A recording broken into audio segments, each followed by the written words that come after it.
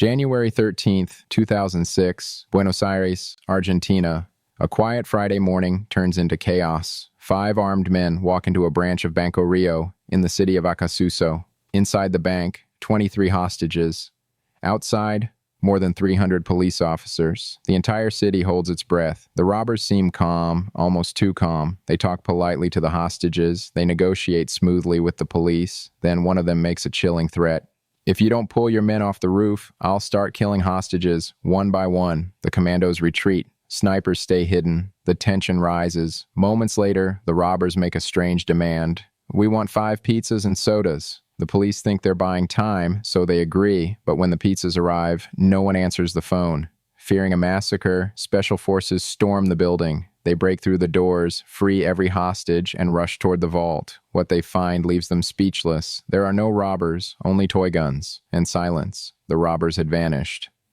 To understand what really happened, we have to go back a few years. In 2001, Argentina's economy collapsed. The government froze bank accounts. People couldn't withdraw their own money. Overnight, millions lost everything, and the banks were blamed. Among those watching was a man named Fernando Araujo, an artist, a thinker, a man who believed robbery could be an art form. He didn't want blood. He wanted revenge on the system, and he had an idea: to rob a bank like no one ever had before. Fernando began studying the Banco Rio branch. He watched its routines, its layout, its weaknesses. He saw 2 possible ways to rob it: at night through a tunnel, or during the day with weapons. He preferred the tunnel, but he had never dug one before. One day, he noticed manholes lined up near the bank. They led to an underground sewer system, and one tunnel passed directly beneath the vault. That was his way in.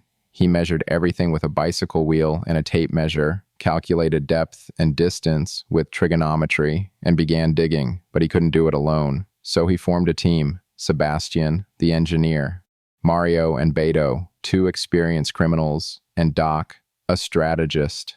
Together, they spent an entire year digging from a rented house near the bank. They worked at night, moving earth in secret, inch by inch. Finally, they reached the vault wall, but new problems appeared: motion sensors, a sealed metal door. They realized they couldn't enter from below. That's when Fernando had his genius idea. "What if," he said, "we rob the bank during the day and use the tunnel to escape?" It was bold, risky, and brilliant. After 500 days of planning and 350 days of digging, the team was ready. January 13, 2006. At 7 a.m., Sebastian entered the sewer and waited behind the vault. At noon, the others walked into the bank. The alarm triggered instantly. Police surrounded the building. Inside, the robbers stayed calm, keeping everyone under control. Their goal wasn't violence, it was time.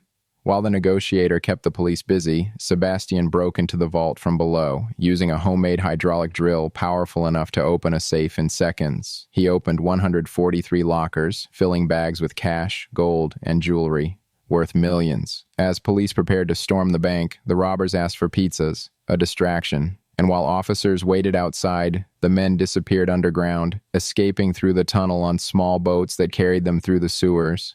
When police finally entered, they found nothing but toy guns and a note that read, "In a neighborhood of rich people, without weapons or grudges, it's just money, not love." Police discovered the tunnel and followed it, believing it led to the river, but the robbers had gone the other way, into the city. They climbed up through a hidden manhole, into a van parked above it, and vanished. No one was hurt, no shots fired, and millions were gone.